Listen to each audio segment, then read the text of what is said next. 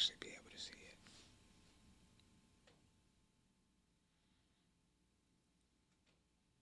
it. Hi, everybody. This is said Dockery, sitting in studio with Charles Martin of Porch Pantry.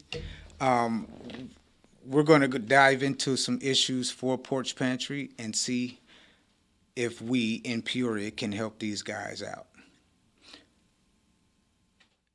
You want to introduce yourself, Charles? I'm Charles Martin. I'm Vice President of Porch Pantry Peoria. My wife and I, we started this up March of last year when the pandemic hit, Mm-hmm. and we just kind of started with a table and some stuff that we weren't reaching for in our pantry, just to kind of put it out there and see if we could help people out. And then some of our friends told their friends, and so on and so on. And well, now we're 3,500 people strong. So How does it feel? tiring. Mm. It's tiring, but it's a good kind of tired because when you see those people that you've helped come back up and they're like, hey, you know what, you really helped me out. And then I seen this person in need and they needed some stuff, so I helped them out. And so it's paying it forward. People are that's what we tell everybody. You know what? We don't want anything in return. We just want somebody to pay it forward because that's somebody did that for us a long time ago, and this is our way of paying it forward. Right on. We like that. We like that. So, how hard is it to do it? I mean, where do you get your food from? Well, about 95% of our stuff comes from private donors. Whether it be, you know, Mary Jane off the street or our friends, family, whatever. We just tell people, hey, if you're not reaching for something in your pantry, just bring it to us. Somebody out there will use it, and that's what a lot of people do. Or we have some people out there that they're retired and they need stuff to do. So like hey, what do you guys need? They go to the store, they buy it, they bring it to us, and they put it on the shelf, and that's that. And then about the other 5% comes from there's some organizations that help us out, churches and other food pantries that help us out because we hadn't had our 501c3 status yet, so they were helping us out, keep us afloat, and then we would help them out when they were ran out. We had stuff, they would come over to us. Something like what the ladies down at Hand Up do. Mm-hmm. Right. That's a good deal then, right? Right. People who work for people actually help each other, right? I mean, that's our bread and butter. We strictly we rely on those people because without they're the backbone. They're the ones that we have. Like I said, we have about 3,500 people on our site right now, and without those people, we couldn't do what we do. Mm. It's a tough job anyway, yeah. It's a tough job, but you know what? It's something that my wife and I are pretty passionate about. When you see the man that comes up to you in the middle of winter with no shirt, no shoes, nothing to eat, and nothing like that, and then all of a sudden you're able to help him get clothes on his back, food in his belly, and give him the resources that he needs to get into an apartment. And now he has an apartment, has a job. He's living he's living his life to the fullest. Mm. It seems like everyone in the chain would be happy then. Oh yeah. Yeah? Oh yeah. Great, great, great. So,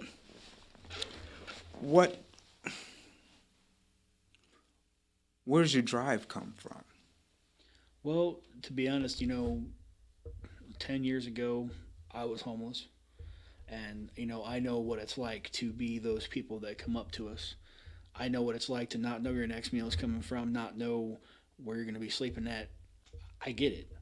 And my wife, we both come from poor families. We know what it's like to, not have stuff. And so that's why we were always like, when we started this, we're here to help those people. Help them get food in their bellies, clothes on their backs, and help them in any other way we can. And that's why we've got a lot of it's just like our friends told their friends told their friends, and it's just grown and grown and grown from there to what it is now. It's a big project. It's a big project. Hopefully it gets bigger. We want it to spread like wildfire. So you look forward to the extra work then? Yep. I mean, it's not. I don't really call it work. It's more of doing something that you're passionate about, something that you reap the benefits of what you sow. You see firsthand of how you impact somebody when they have nothing, Mm.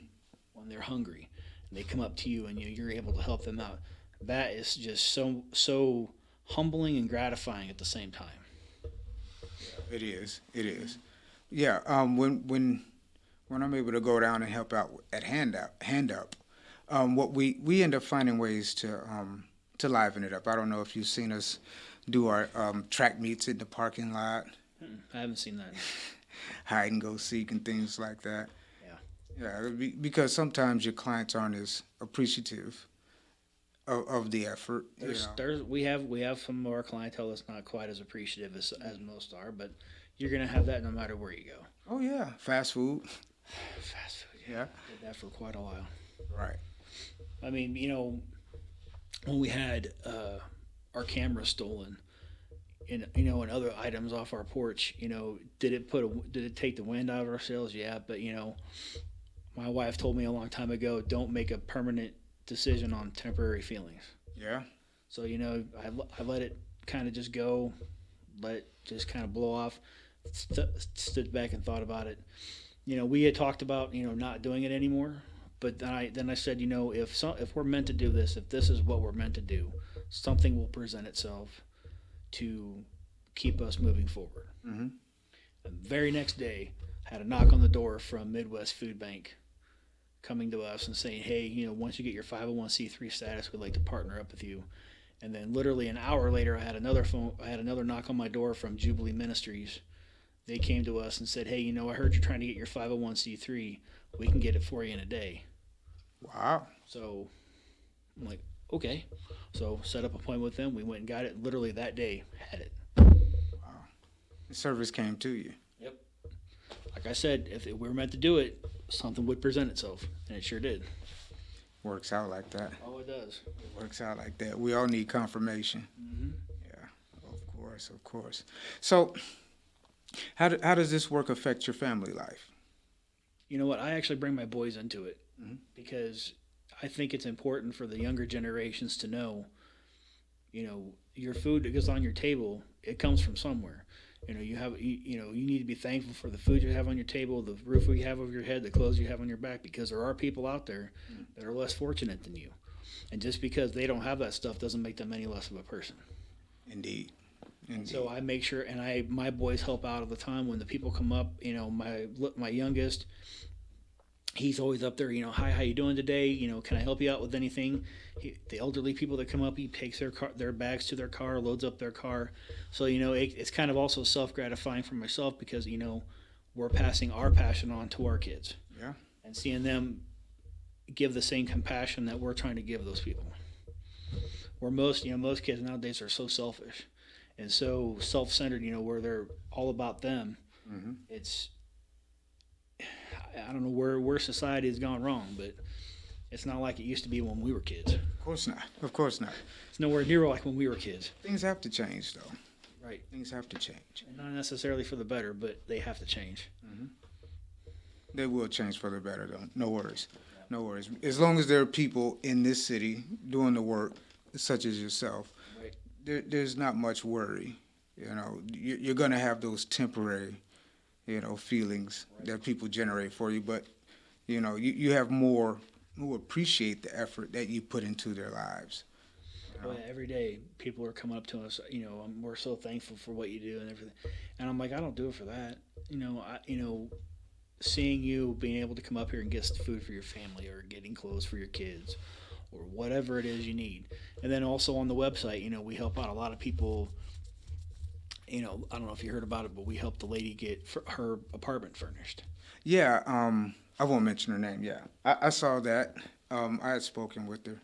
And then we helped her get her whole apartment furnished. She was on the news. And then there was another time we helped she was homeless. We helped her get clothes, get an apartment, get a job. We've also, we've had those emergency type of situations where we had a grandmother of 6, had all of her 6 grandkids dumped on her at like midnight from DCFS, and they dumped the kids. Well, I wasn't necessarily dumped, but they were put in her custody unexpectedly. Mm-hmm. So she had no mattresses, no clothes, no nothing. Our wonderful people that are on Porch Pantry site and our family, within 2 days, we had everything she needed. Wow. Good. Good. Good. We have a big group of angels out there. Yeah. Yeah. Peoria is full of them. Peoria is full of them. And I think the main thing, a lot of what people don't understand is that, or what they want to try, they want to help, but they don't know how. I think that's the biggest thing, is they want to help, but they don't know how to. And the other thing is they want to see what they're like, if they're donating money, they want to see what that money's going to do. Oh yeah. And that's where I think we excel, because the fact that they see it firsthand.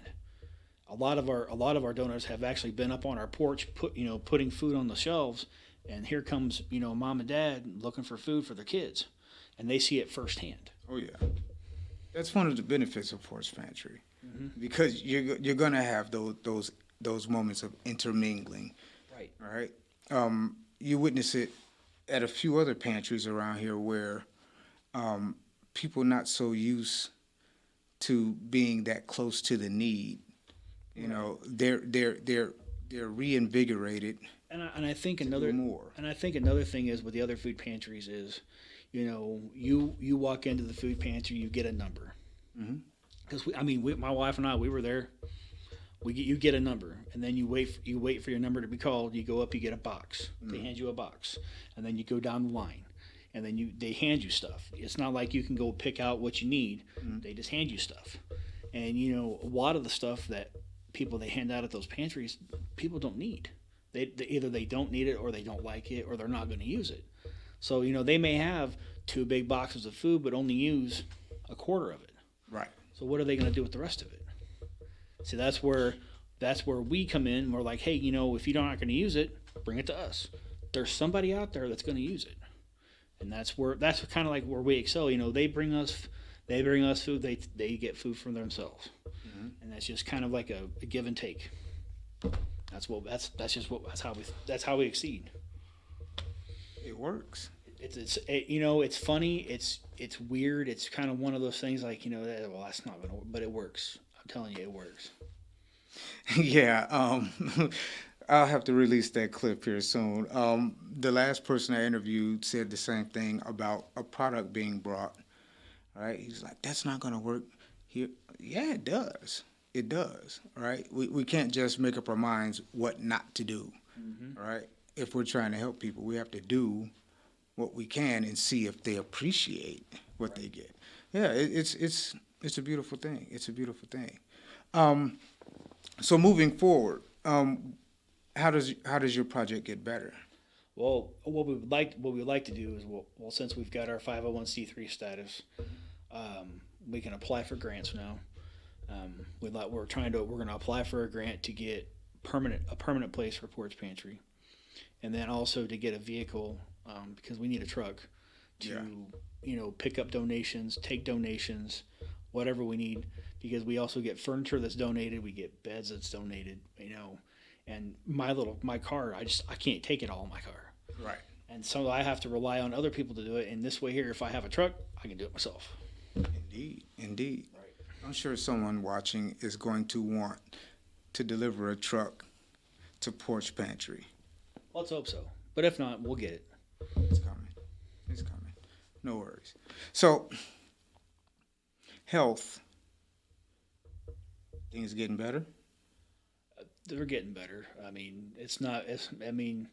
I'm still fighting it, but I press on. The wife and I, we barrel through it. Right now, we have 3 elderly people in our house that we take care of full time, plus our children and us, and she works full time. So it's a hectic life, but it is. It is what it is. You do what you got to do. Every day, right? Every day. So how do you unload all of the burden at the end of the day? Like I said, when the burden is not really a burden. It's more of you sit back and you look back on how you've helped people and what you've done, and it kind of erases all that negative energy that you have. To see, that Mary and Paul here, they've got their food and they're able to feed their family. it makes you sleep easy at night. It's a good way to be able to deal with it. I've given you a few chances to back away from what you say is your feeling for the work, and not once have you responded negatively. Everything has been a redirection towards the positive. Because negativity, there's no negativity is what brings everybody down. And I used to be Mr. Negativity. My wife will tell you I was Mr. Negativity. My kids will tell you I was Mr. Negativity. My mother will tell you I was Mr. Negativity. But I've tried really hard to not think negatively and think positively, because when you think negatively, negative stuff's going to happen. So yeah, like I said, and I try not to let those temporary feelings make a permanent decision. So the job has actually had a positive effect on you. Oh yeah, 100%. Because like I said, when you see the kids that come up and they thank you for everything that you've done for them, or the mom and dad thank you for them, or whoever. My wife tells me all the time. She goes, "You need to quit talking to people so much." And I'm like, "Well, that's how I get to know these people. When they come up and I can name, I don't know them by name, but I know them. Like, I know this guy and this guy. This guy's got a dog, and the dog's name is this, and I can name them their kids and tell them who their kids are, because I talk to them and I find out what they need, and what are they struggling with, and that's how I think we've excelled, because we've actually listened to people, and where other places haven't. They're not they listen, but they're not listening. They may have listened to them before, but they're not listening to their current problems. Right. Wow. Wow. So if there was time for you to make a statement, now would be your chance. What would you say? I just think that there's other organizations out there that are doing good, but the problem is they're not listening to the people when they come to them.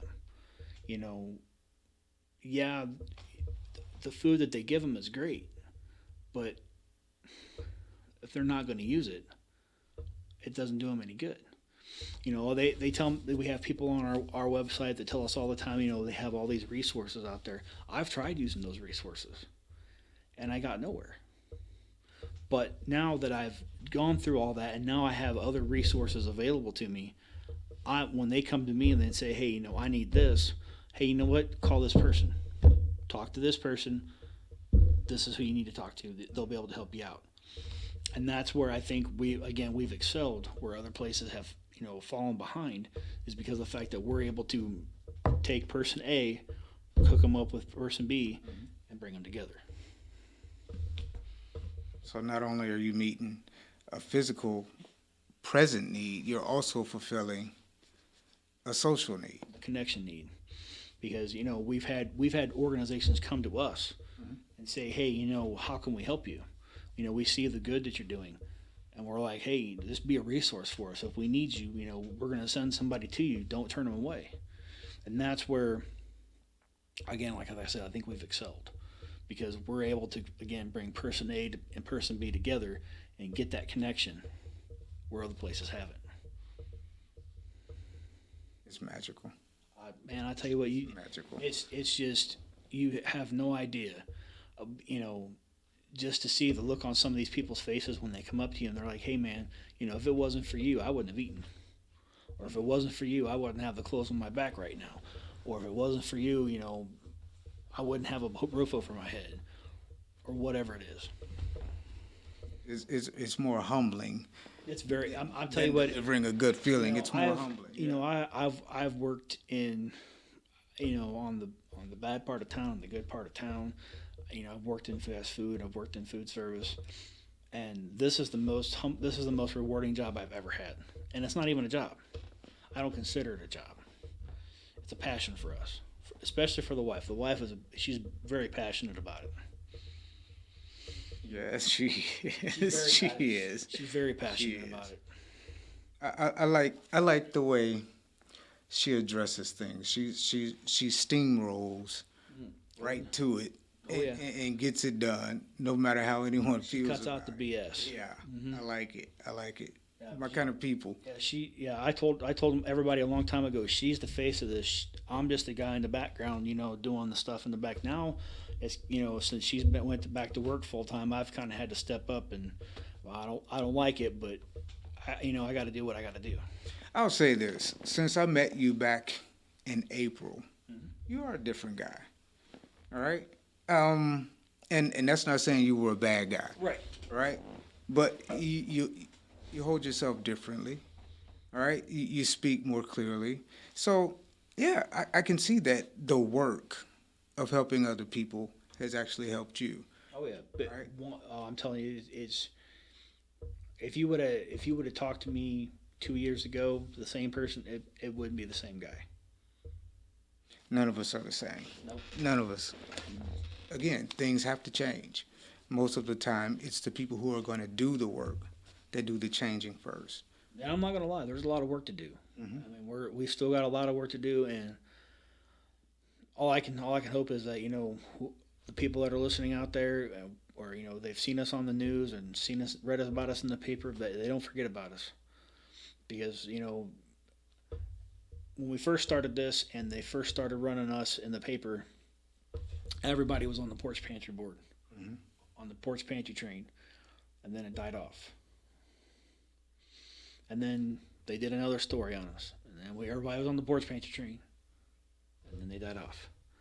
And it's kind of died off there for a long time until just here recently, because we got our 501c3 status, and the cameras got stolen, and social media helped out a lot.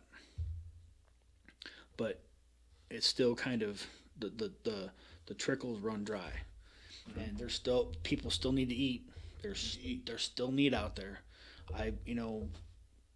They think I'm crazy when I tell them we were serving between 25 and 75 people a day.